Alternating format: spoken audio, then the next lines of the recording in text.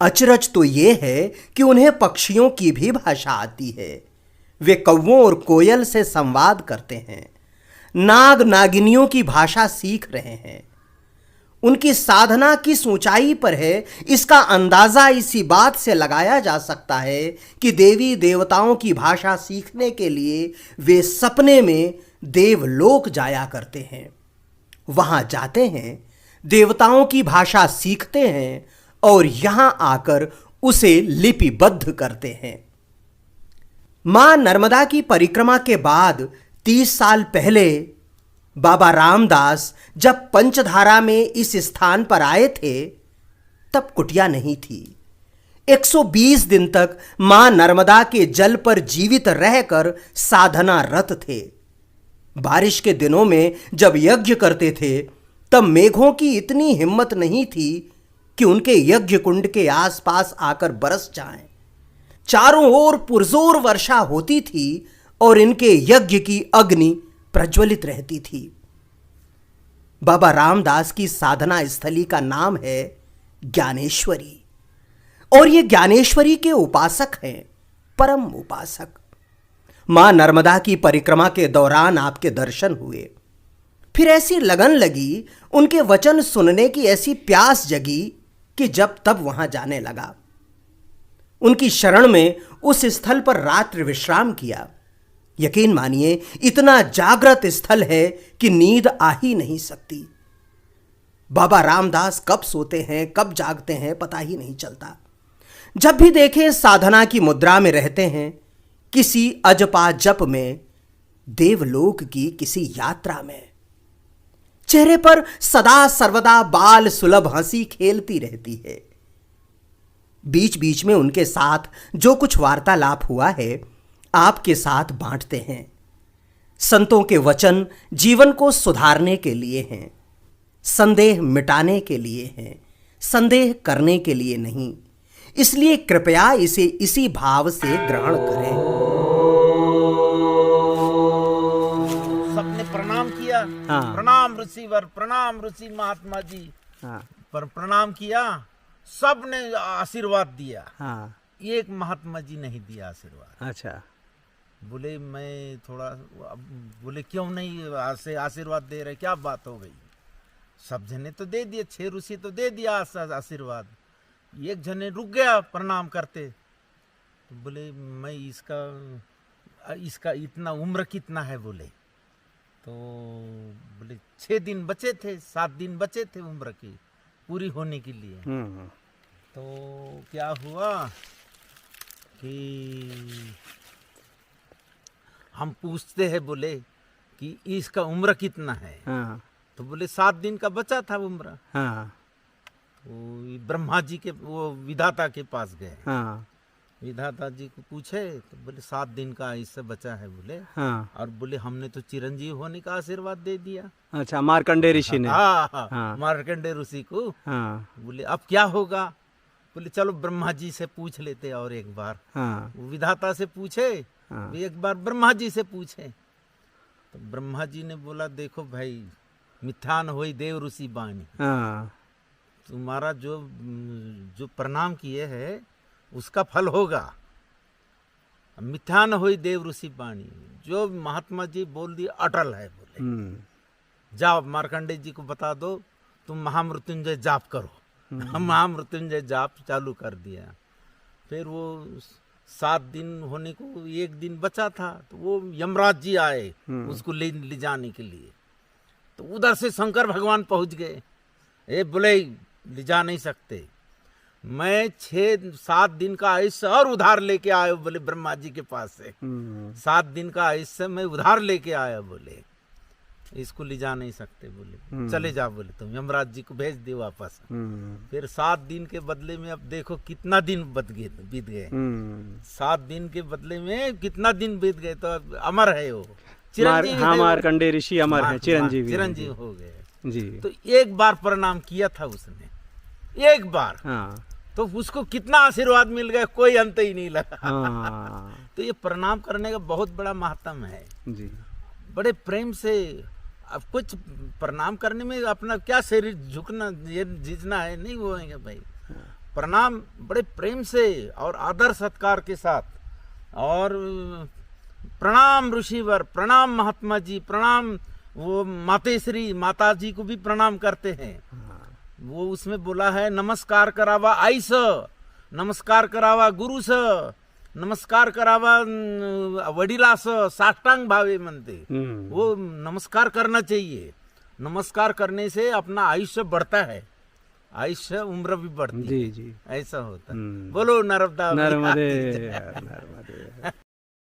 एक बार सनक सनंदन सनत कुमार जी के यहाँ वो पहुँचे भगवान। हाँ भगवान पहुँचे तो वो ब्रह्म रूप में हो गए हैं। हम क्यों प्रणाम करेंगे? हाँ हम नहीं करते प्रणाम। हाँ हाँ हम ब्रह्मर्षियों को क्या प्रणाम करना है? हम्म, तो विष्णु भगवान नाराज हो गए। हम्म, विष्णु भगवान ने बोला श्राप दे दिया उसको, हम्म, जाओ तुम्हारे को कर्म कांड में फंसना पड़ेगा। हम्म, तो वो विष्णु भगवान को भी श्राप दे दिया। हम्म, वो ये विष्णु भगवान को श्राप दिया ये सनक सनंदन सनत कुमारों ने। हम्म, उसने बोले तुमको ब्रह्मा हम हो गए, बोले जाओ तुमको भी श्राप देते हैं, बोले तुमको भी इस ज्ञान को प्राप्त करने के लिए इस तुम्हारे को और अवतार लेना पड़ेगा। हम्म, तो फिर श्रापी हो गया। हम्म, फिर वो उनको भी सनक सनंदन सनत कुमारों को भी अवतार लेना पड़ गया, हम्म, और वो विष्णु भगवान को भी अवतार लेना पड़ जी गया। जी जी वो प्रणाम नहीं किया, उसके लिए चक्कर हो गए। हम्म, प्रणाम का बहुत आदि सनातन महात्मा है। जी जी और ज्ञानेश्वरी में रोज पढ़ता हूँ। जी जी तेची ज्ञानेश्वरी वाचे वदता साचे भय कड़ी काल, कलिकाल का भी भय नहीं रहेगा वहाँ। अच्छा हाँ, ज्ञानेश्वरी जो ग्रंथ जिसके पास में है उसको कलिकाल का भी डर नहीं है। जी जी तेची ज्ञानेश्वरी वाचे वदता साचे भय कळी काळाचे नाही तया, हम्म, एका जनार्दनी संशय सांडूनी दृढ़ धरी मणि ज्ञानेश। वो एकनाथ महाराज जी बोलते हैं जी उसको सदृढ़ धारण करो, बोलता है हम्म, ज्ञानेश्वरी। और ये आदि शक्ति है, ये ज्ञान की ईश्वरी है वो। हम्म, और ये ज्ञानेश्वरी जो पढ़ेगा तो उसको वो निवृत्तिनाथ महाराज जी का आशीर्वाद है, और संत ज्ञानेश्वर जी का भी भरपूर आशीर्वाद है। ये ज्ञानेश्वरी फेल नहीं होएंगी, अमर है वो, अमर है वो। जी हाँ, ज्ञानेश्वरी। और ज्ञानेश्वरी देखो वो एक बार रची फिर और रचेंगे। अब ये चंद्र सूर्य जब तक अमर है, अच्छा चंद्र सूर्य जब तक है तब तक ज्ञानेश्वरी रहेंगी, अचल रहेंगी, ऐसा होगा। तो ज्ञानेश्वरी का पाठ किस तरह से किया जाना चाहिए महात्मन? वो क्या है कि जैसे इसमें बताया है ज्ञानेश्वरी, वो लिखा हो मैं इसे। हाँ, ते चीज मराठी में भी कर सकते हैं, हिंदी में भी कर सकते हैं। और अभी तो कुछ दिनों के बाद में 56 भाषा में ज्ञानेश्वरी निर्माण होएंगी, 56 भाषा में। और वो हर भाषा में ज्ञानेश्वरी छपेंगी जी। हाँ, ऐसा होगा। नहीं तो जैसे वेदों का पाठ जिस तरह से होता हाँ, है, वैसे ही करना वैदिक है। पाठ होता है, हाँ, रामचरितमानस का पाठ बहुत हाँ, सारे लोग होता है, करते होता हैं, होता है। उसी तरह से ज्ञानेश्वरी का बस पाठ हो भी गए। है। ओम नमो जी आध्या वेद प्रतिपाद्या जय जय स्व संवेद्या आत्मरूपा देवा तुची गणेशु सकड़ार्थ मति प्रकाशु मणे निवृत्ति दासु अवधारी जो जी। तो वो उसका बढ़िया ज्ञानेश्वरी का प्रतिपादन रोज करना चाहिए। अब ये तो मराठी में बताया हो, पर हिंदी में भी छपी है ज्ञानेश्वरी। हाँ, उसका भी भावार्थ एक ही भावार्थ है जी। हाँ। पर मराठी पढ़ने से और अच्छा होएगा। हाँ, चूंकि मूल भाषा वही मूल है। भाषा है, मूल भाषा। जी। मूल भाषा तो संस्कृत है। अच्छा। और फिर ये ज्ञानेश्वरी हिंदी में मराठी में छपी है। अच्छा। हाँ, संत ज्ञानेश्वर जी ने उसको निर्माण किया। हाँ, जी जी जी। तो जैसे जो सामान्य लोग हैं, हम जैसे लोग जो नहीं जानते ज्ञानेश्वरी के बारे में, तो जैसे वैदिक परंपरा जो है, वेद जिस तरह से हैं, तो ज्ञानेश्वरी में और वेदों की परंपरा में क्या अंतर है महाराज जी? अंतर नहीं, एक जी ही जी है उसका रूप। जी जी जी। वो मराठी में है, विस्तृत रूप में कर दिया है संत ज्ञानेश्वर जी ने, और ये मूल रूप में कर दिया उसको, ये वेद को। हाँ, हम ब्रह्मास्मि तत्वमसि, और वो क्या बोलते हैं, अयम आत्मा। हाँ, हम ब्रह्मस्मि, ऐसा वो ये हिंदी संस्कृत में हो गया। हाँ, ऐसा हो गया, वेदों ने ऐसा पुकारा। वेदों में हो गया। जी जी। पर भावार्थ तो हरि, श्री हरि, बस खत्म कहानी। वो एकनाथ महाराज जी ने बोला बस श्री हरि बोलो, बस खत्म कहानी। एक शब्द में ही उसका अनुवाद कर दिया उसने। तो इस जीवन का महत्व स्वामी जी क्या है? इस जीवन का महत्व है सदाचार जी। सदाचार रहना है कि अपने नियम के अनुसार ही अपने कर्म कर्तव्य को बनाना है। नियम के अनुसार ही कर्म कर्तव्य, कर्म और कर्तव्य दोनों बराबर होना चाहिए जी। और कर्म और कर्म करने में और कर्म कर्तव्य में फर्क पड़ गया तो फिर उसका फल नहीं मिलेगा जी जी। हाँ, ऐसा होता है। ऐसा। जैसे ये आप जैसे जो संत हैं और यहाँ इस तरह से इतने घने वन में रहते हैं, तो ये साधना किस तरह से होती है महाराज जी? नहीं, ये तो क्या है कि संस्कार के अनुसार होती है जी। संस्कार प्रारब्ध से मिला हुआ रहता है। हाँ। तो जैसे जिसके भाग भी उसके अनुसार होता है। जाओ, तुम्हारी को इतने दिन तपस्या करना पड़ेगा, तपस्या का योग बनेगा, इतने दिन तुम जंगल में रहोगे, ऐसा उस भाग्य रहता है, वैसे लिखा हुआ रहता है। उसी के अनुसार वो बर्ताव भी होता है, वैसा ऐसा होता जी। तो जैसे जीवन सफल बनाने के लिए मनुष्य जीवन ये मिला है। देखो, जीवन को सफल बनाना है, कोई कर्म हमारे शेष रह गए तो वो कर्म की शेष की भाग्य वृद्धि बनाता है। भाग्य जो है वृद्धि बनाता है। भगवान की भक्ति करने से जो नहीं वो भी बन जाता है जी। भगवान की भक्ति करने से जो नहीं होने वाला वो भी काम हो जाता है। ऐसा होता है इसमें। अचूक बाण है वो। भगवान का नाम स्मरण करते रहो, जो नहीं होने वाला वो भी हो जाएगा जी जी। हाँ, आप सोच ही नहीं सकते उसको जी। कल्पनातीत है। हाँ, ऐसा कल्पनातीत, कल्पना ही नहीं कर सकते जी जी। वो क्या होगा, कैसे होगा, किस तरह से होगा, होने का क्या कारण होगा, ऐसा यानी उसका आविर्भाव जो होता है बहुत संयुक्त रहता है, उससे जुड़ा हुआ रहता है। ऐसा संतों के दर्शन का एक प्रभाव है। संत दरसते पातक टरई। संतों के दर्शन करने से बड़े बड़े पातक टर जाते हैं। तो एक बनिया रहा, बनिया रात दिन व्यापार करता था और जीता खाता था।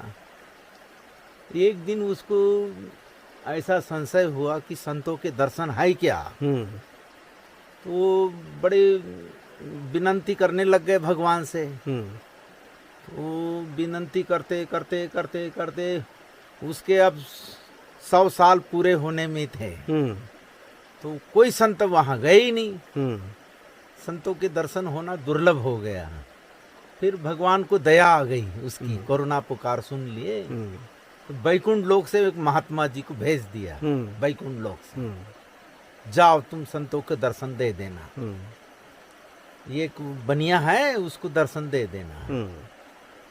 तो वो गांव में पधारे हो। महात्मा जी क्या झट पल भर के अंतर तो मिल गए। फिर वो उसकी खुशबू चली, खुशबू की बहार आ गई। वहां संत महात्मा पधारे 12 कोस तक खुशबू चली उसकी। 12 कोस तक सुगंध चली उसकी। फिर सब जने दौड़े दर्शन करने के लिए। दर्शन करने से क्या हुआ, बनिया भी फिर दौड़ा। बनिया की औरत भी दौड़ी। बनिया के बच्चे हैं, बनिया के पूरा परिवार संतों महात्मा के दर्शन करने में लग गए।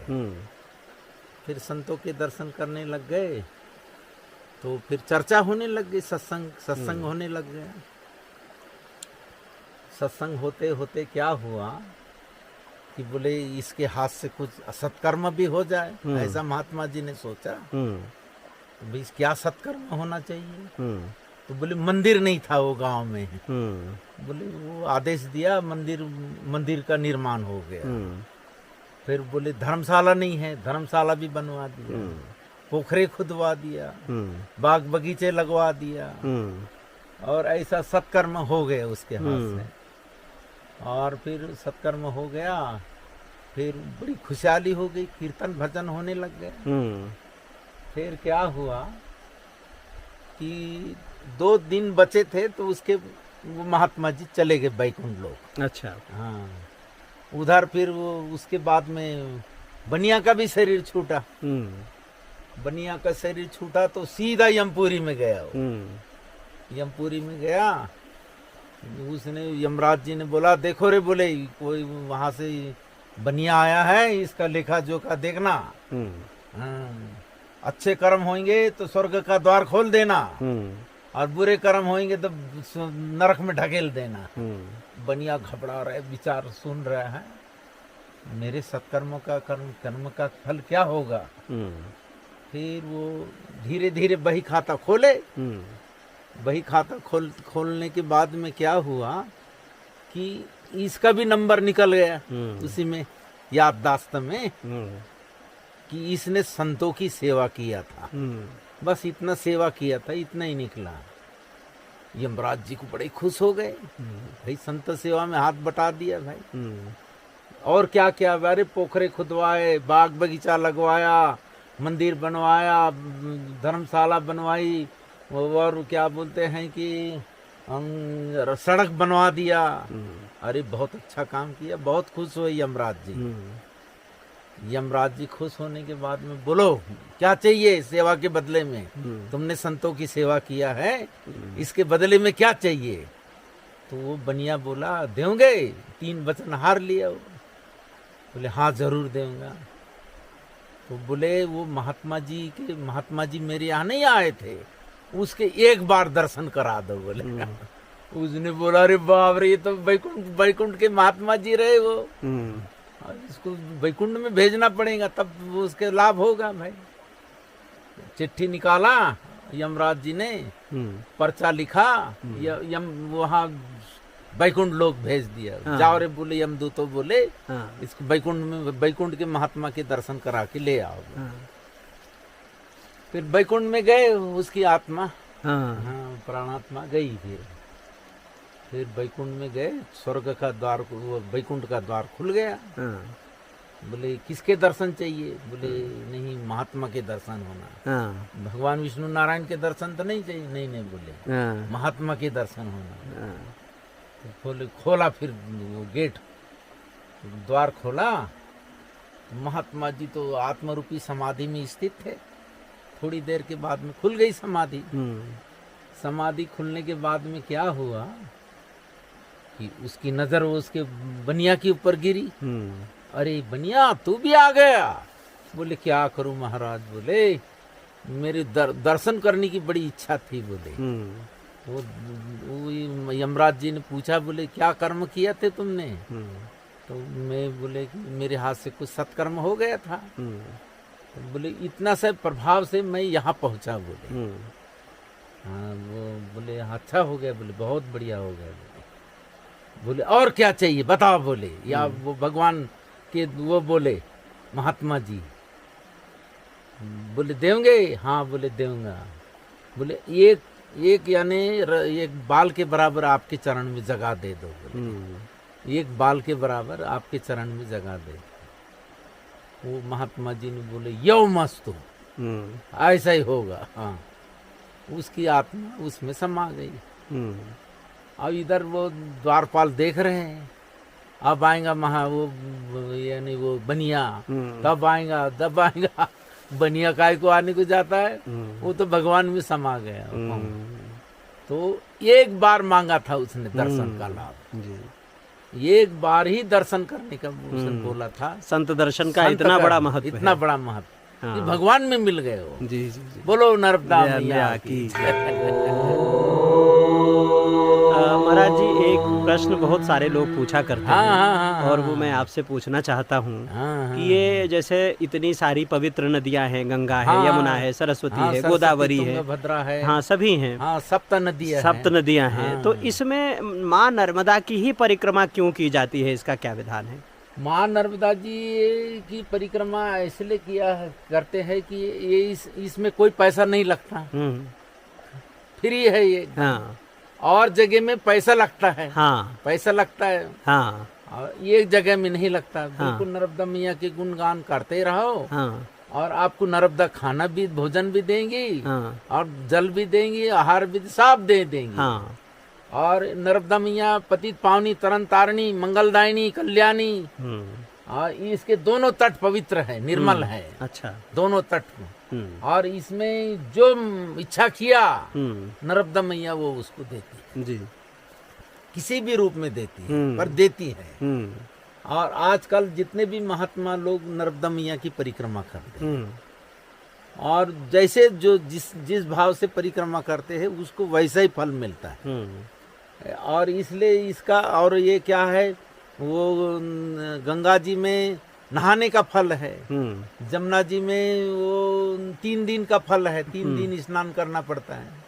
और नर्मदा मैया में क्या है, तत्काल फल है, तत्काल फल है। इसलिए नर्मदा मैया परम पावनी, तरन तारिणी, मंगलदायिनी, और दर्शन करने से ही मुक्ति हो जाती है, इसलिए इतना बड़ा महात्म है। जी जी हाँ, इसलिए नर्मदा मैया की तत्काल परिक्रमा होती है, ऐसा होता है जी। तो जैसे ये परिक्रमा तो अनादिकाल से चल रही है, आदि अनादि है ये परिक्रमा, अभी से नहीं है, ये जब से धरती है तब से नर्मदा मैया है ये। और सबसे पहले परिक्रमा किसने किया है कि वो ये मार्कंडेय ऋषि, नहीं, मार्कंडेय के ऊपर और है, और हाँ वो लोमस ऋषि ने किया है। अच्छा, सबसे पहले परिक्रमा, अच्छा, लोमस ऋषि की परिक्रमा हो, यहाँ से फिर परिक्रमा में गए हो, तो क्या है, उसके प्राण आधे में छूट गए, लोमस ऋषि के। लोमस ऋषि फिर उसको जन्म हुआ, तो फिर बचपन से महात्मा बने। फिर वो नर्मदा मैया की परिक्रमा कर लिया उन्होंने, जो शंकर भगवान की आराधना किए। शंकर भगवान की आराधना करने से क्या हुआ, शंकर भगवान प्रसन्न हो गए। बोले मांगो, क्या मांगते हो? बोले देंगे, हाँ जरूर देंगे। बोले जितने मेरे रोम है उतने ब्रह्मा जी होना चाहिए। तो उतने ब्रह्मा जी का एक रोम एक ब्रह्मा जी होंगे तब एक रोआ टूटेगा उसका। इतनी बड़ी लंबी आयु मांगा, और शंकर भगवान ने दे दिया उसको। जाओ बोले तुम्हारे दे दिया। वो यह घुटने, इतने घुटने तक ब्रह्मा जी के रोम टूटे। अच्छा, इतने ब्रह्मा जी हो गए, और इतने ब्रह्मा जी और बचे हैं, अभी होने हैं और होना है। तो सबसे लोमस ऋषि ने सबसे बड़ी उम्र है लोमस ऋषि। फिर मार्कंडेय जी की हुई, फिर मार्कंडेय जी भी, और बड़े बड़े भी महात्मा हैं। मतलब मार्कंडेय जी दूसरे नंबर पर, मार्कंडेय दूसरे नंबर पर, और सबसे वो लोमस ऋषि बड़े हैं, काकभूषण जी के गुरु है। अच्छा जी। और काकभूषण जी की जितनी उम्र है वो, यानी उसकी भी बहुत बड़ी उम्र है। तो क्या बोलते हैं कि कितने कल्प बीत गए उसको, वो अमर है वो जी। और नर्मदा मैया भी आदि अमर है, आदि अनादि है ये। इसका कोई अंत ही नहीं है जी, कि कब से है क्या है, कोई अंत ही नहीं है। आदि अनादि है, ऐसा हो जी। और ये आदि अनादि है, तो जो महात्माओं को जो भजन करते हैं, उनको भी आदि अनादि उम्र हो जाती है। अच्छा, हाँ, ऐसा प्रभाव है इसमें। भजन करते, भजन करत बिन जतन प्रयासा, संस्कृति मूल अविद्या नासा, अविद्या का नाश हो जाता है। तो भजन करते करते करते करते फिर वो भी शिव स्वरूप को प्राप्त हो जाता है। तो परिक्रमा के समय क्या क्या नियम और अपने को अपनाना चाहिए कि नियमों का पालन जरूरी है? देखो, जितना नियम का पालन करोगे उतना फल मिलेगा। हाँ, आप वो बीड़ी, सिगारेट, गांजा, अफीम, उल्टे सुल्टे जो भी है ये नहीं खाना है। हाँ, ये इसको बंद करना है। जो भी खा लिया, पिछले खा लिया, अब हम नहीं खाएंगे भाई। संकल्प ले लो, आज से मैं इस चीज को त्याग दिया। पर त्याग किसका करना ये मालूम होना चाहिए। हमारे बुरे कर्मों का हमने त्याग कर देना चाहिए, तो हमारी को अच्छी गति मिल जाएंगी उसमें। हाँ, आदत बुरी सुधार लो, हो गया भजन। और मन की गति, मन की तरंग मार लो, हो गया भजन। तो दो ही हिसाब है इसमें, इसको सुधारने के जी। हाँ, एकदम नहीं सुधरेगा तो धीरे धीरे सुधरेगा। जी जी। धीरे धीरे धीरे धीरे धीरे धीरे धीरे धीरे फिर वो सुधर जाएगा। और फिर जैसे सुधरा, एक बार सुधरते, एक बार लाइन के पटरी के ऊपर गाड़ी आते तक देर है, हाँ। आ गई लाइन तो बेधड़क लाइन चलेंगी फिर। जी जी। ऐसा हो। महाराज जी, जैसे भजन के लिए कहा जाता है कि भजन करिए, आप सभी संतों का एक हाँ, आदेश आशीर्वाद उसके लिए मिलता है, लेकिन जो सामान्य आदमी है वो भजन में क्या करे, क्या भजन करे? भजन तो ऐसा है जी कि मन की तरंग मार ले मनवा, हो गया भजन। हाँ। और आदत बुरी सुधार लो, हो गया भजन। और कोई भजन में ज्यादा टाइम नहीं लगता। हाँ। अपने दिल को लगाना पड़ता है। हाँ। दिल को कैसे लगाना पड़ता है? हाँ। कि एक महिला रहती है, हाँ। महिला रहती है तो वो पानी भरने जाती है। हाँ। एक घाघर के ऊपर दूसरी घाघर, तीसरी घाघर, 4 5 6 7 घाघर रखती है।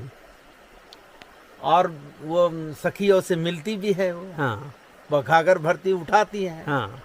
और फिर मिलती भी है वो। हाँ। और बच्चे आते उनसे भी मिलती है। हाँ। सब से मिलती है, पर उसका वो घाघर के ऊपर ध्यान रहता है। हाँ। आखिरी घाघर के ऊपर। हाँ। तो इसी तरह से भगवान का भी भजन करना चाहिए। हाँ।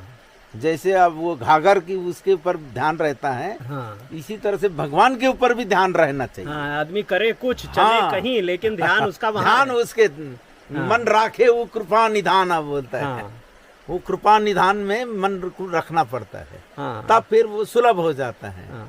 सब कुछ करते हुए भी सुलभ हो जाता है। हाँ। तो महाराज जी, लेकिन ये बहुत बड़ी साधना, ये कैसे हो? हाँ। ये संसार में रहते हुए धीरे धीरे संस्कार से बनता है ये। जी। वो आज थोड़ा सा किए जाप, कल और बढ़ा दिया, कल और बढ़ा दिया। ऐसे धीरे धीरे धीरे जाप करने से पहले कायिक जाप, फिर वाचिक जाप, फिर मानसिक जाप, और फिर उपांशु जाप, और फिर अजबा जाप। ऐसे 5 प्रकार के जाप होते हैं। तो अब एक एक जाप के बाद एक एक, ये पहले 3 साल तो कायिक जाप करना पड़ेगा। अच्छा। फिर वाचिक जाप करना पड़ेगा 3 साल। फिर 3 साल फिर वो क्या बोलते हैं, कायिक जाप, वाचिक जाप, मानसिक जाप करना पड़ेगा। और फिर 3 साल फिर और करना पड़ेगा। 3 साल फिर करना, उपांशु जाप करना पड़ेगा। फिर 3 साल ऐसे कोर्स होते होते फिर अजपा जाप में नंबर आ जाएगा। 10-20 साल के बाद फिर उपांशु जाप में वो अजपा जाप में नंबर। उपांशु जाप क्या होता है महाराज जी? वो कंठसी जाप होता है। अच्छा। कंठ के अंदर ही अंदर जाप होता है वो। तो वो क्या है, वाणी से बोला नहीं जाता उसको। हाँ, मतलब अगर 3 साल का जाप है तो 5 तिहाई 15 साल। हाँ हाँ। 15 साल में अजपा जाप तक पहुंच पाएंगे। हाँ हाँ। अगर निरंतर अभ्यास रहेगा। निरंतर अभ्यास रहेगा तब पहुँचेंगे। हाँ। नहीं तो थोड़े से जाप में नहीं पहुँचेंगे। हाँ। और फिर लगी लगन रे भाई। हाँ। फिर पक्की लगन लग जी। मीरा जैसी लगन लग। हाँ। ऐसा हो जी। तो महाराज जी, जैसे जप ये करना है, जप के लिए 5 तरह के जप आपने बताए हैं। हाँ। तो इस जप के लिए क्या गृहस्थी में रहते हुए संभव है, या कि फिर माँ के तट पर या कहीं? देखो, गृहस्थी में रह के भी संभव होता है। हाँ। फिर लगन से का जाप करना पड़ता है। हाँ। पहले 1 माला जाप किए, 10 दिन तक एक माला जाप करो। 10-20 दिन के बाद में फिर 10-20 माला में जाप कर लो। ऐसे धीरे धीरे बढ़ाना है, एकदम से नहीं बढ़ाएंगे आप। धीरे धीरे धीरे धीरे धीरे धीरे संस्कार जैसे बढ़ते जाएंगे वैसे वैसे अपनी उन्नति भी होते जाएंगी, प्रगति भी होगी, और अपना जाप में अपना दिल भी लग जाएगा। धीरे धीरे लगेगा, ऐसा नहीं लगेगा एकाएक एकदम ब्रेक मार देंगे तो गाड़ी उलट पुलट हो जाएगी। अब वो धीरे धीरे ब्रेक मारना पड़ेगा। हाँ, ऐसा होता है। महाराज जी, जैसे आजकल जो बच्चे हैं, युवा हैं, कामकाजी लोग हैं, तो उनके पास घर गृहस्थी की, पढ़ाई की, सबकी जिम्मेदारी है। तो इस सब के बीच की पढ़ाई भी करते रहे, नौकरी चाकरी भी करते रहे, तो वो सब कैसे इस भजन में लगन लगाएं, कैसे परमात्मा में लगन लगाएं? वो दोनों कैसे सधे? नहीं, हो जाता है, दोनों होता है। हाँ। एक म्यान में 2 तलवारें आती है। अच्छा। आती है, पर वो उसकी साइज बड़ी बनाना पड़ेगा। म्यान की। म्यान। अच्छा। वो म्यान को बड़ी बनाना दो तो 2-3 क्या 10-20 तलवारें इकट्ठे आ जाएंगी। हाँ। हाँ। अच्छा। अब वो म्यान को बढ़ा दो। हाँ। और फिर वो 10-20 तलवार आराम से रख सकते हैं। अच्छा। एक ही म्यान में सब काम चल जाएगा। तो इसी तरह से अपना दिल भी है, हाँ अपना दिल को भगवान में रखना है, हाँ और काम इधर करते रहो, हाँ करते रहो, रात दिन काम करो ना भाई। हाँ हाँ, जैसे तुलसीदास जी हुए, कबीर साहब हुए, और वो रैदास जी हुए, मीराबाई हुई, वो उन्होंने भी ऐसे ही भजन किया है उन्होंने। हाँ, तो धीरे धीरे धीरे धीरे जतन प्रयासा संस्कृति मूल अभिध्यान आशा। हाँ तो पहले धीरे धीरे करना पड़ेगा, हाँ और फिर एकाएक नहीं होएगा। महाराज जी, थोड़ा आपके बारे में जानने की जिज्ञासा थी। हाँ हाँ। तो यहाँ इस पंचधारा के इस स्थान पर पधारे हुए कितने साल हो गए महाराज जी? मेरे को यहाँ कम से कम 30 साल हो गए। अच्छा, 1980 में आया था मैं। अच्छा अच्छा जी। हाँ, जब आया तो पहले नर्मदा मैया की परिक्रमा किया, अच्छा, और फिर 12 ज्योतिर्लिंग के दर्शन किया। अच्छा, वो भी पैदल ही? वो भी नहीं, कुछ गाड़ी से किया, कुछ हाँ। पैदल तो परिक्रमा, पैदल परिक्रमा हाँ, यहाँ हुए। तो हाँ। फिर वो क्या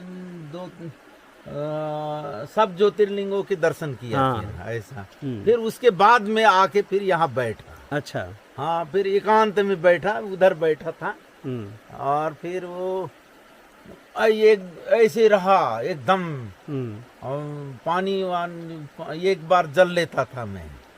अच्छा। हाँ, बस हो गया। 24 घंटे में? हाँ, 24 घंटे में एक बार जल लेता था। अच्छा। और वैसा 120 दिन रहा मैं।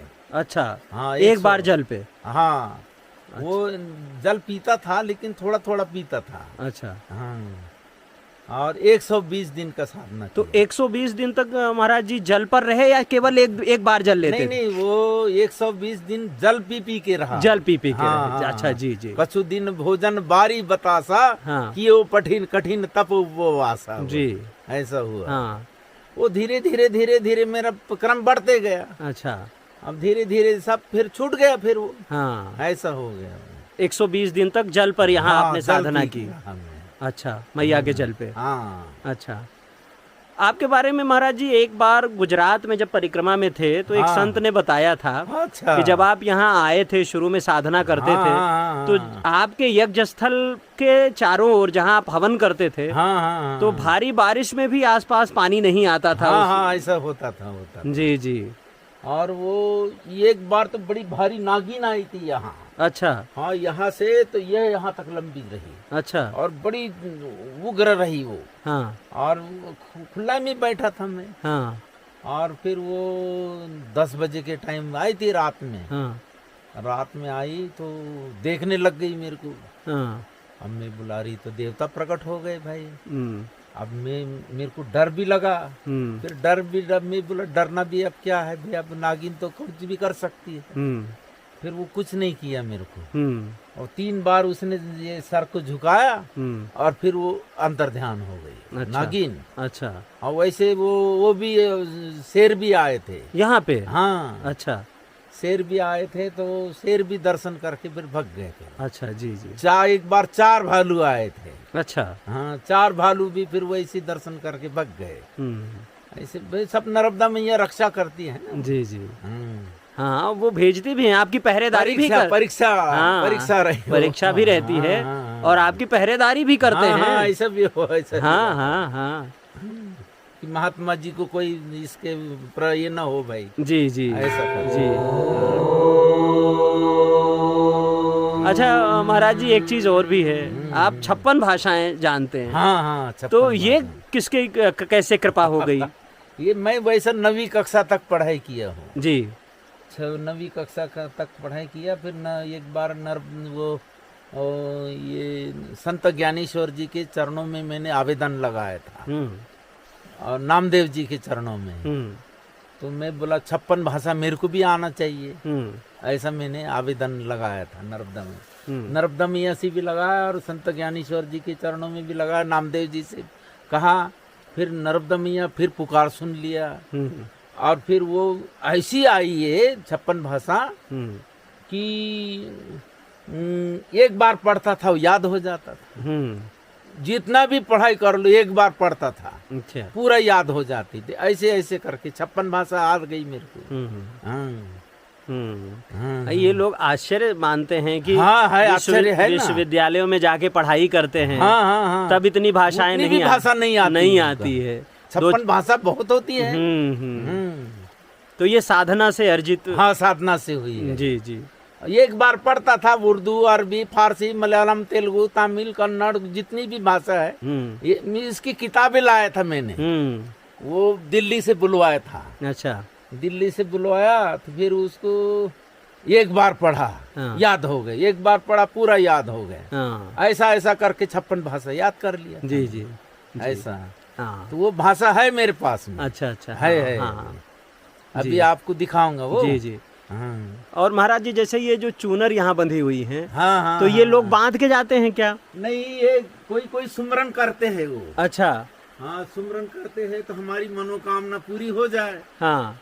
तो मैं तो नहीं बोला भगवान से। हाँ। पर वो भगवान ही वो हमारे रूप लेके उनकी मनोकामना पूरी कर दी। हाँ। तब ये चुनरी बंधी है ये। हाँ, तो जिसकी मनोकामना पूरी होती होगी, हाँ, वो आके बांध दिए उनको।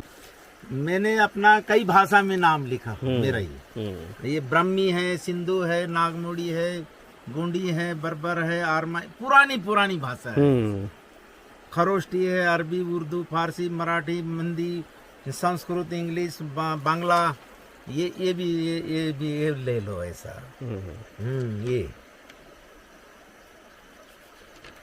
ये अनुरेणु भाषा पढ़ा था। तो संत ज्ञानेश्वर जी को वो मुक्ताबाई ने, निवृत्तिनाथ महाराज जी ने पत्र बांचने के लिए दिया। तो बोले इसको समझ में नहीं आ रहा है।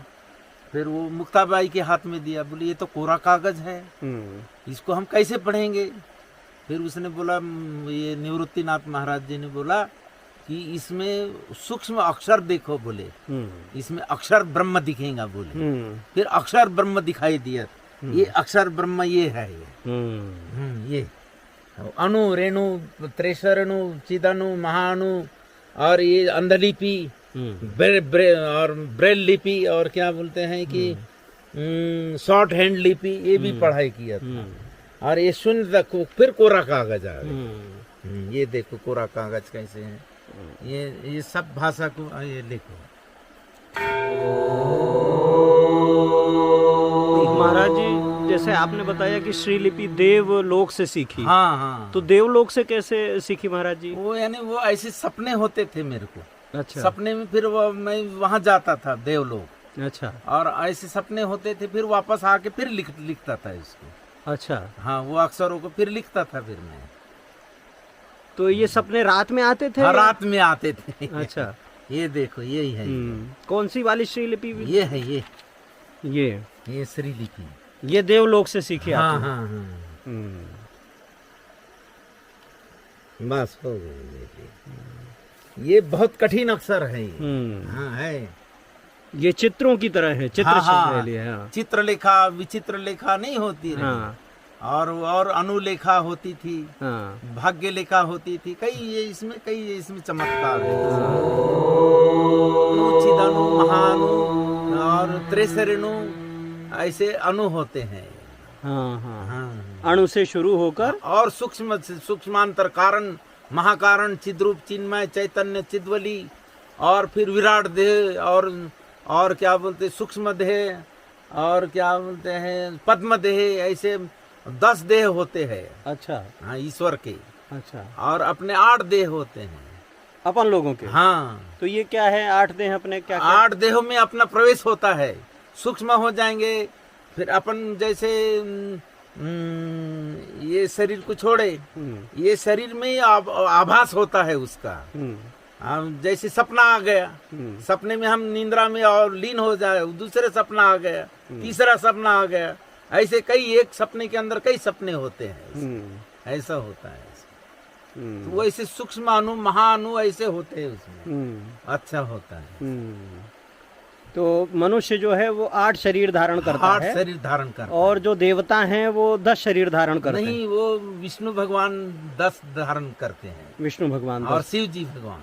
अच्छा, जो त्रिदेव हैं। हाँ। अच्छा, उनके अंदर में ज्यादा पावर है वो। तो ईश्वर और मनुष्य में ये अंतर भी हुआ। हाँ। फिर वो उस ईश्वर अंश जीव अविनाशी, चेतन अमल सहज सुख राशि, सो माया बस भय गुसाई, बंध्यो कीर मरकट की नाई। आप कभी अगर बाबा रामदास जी से मिलने आए तो उनकी साधना में विघ्न न डालें। मां नर्मदा की गोद में बैठे इस संत के दर्शन करें, इनसे जीवन और आध्यात्म के मंत्र सीखें, इनकी एकांत साधना को महसूस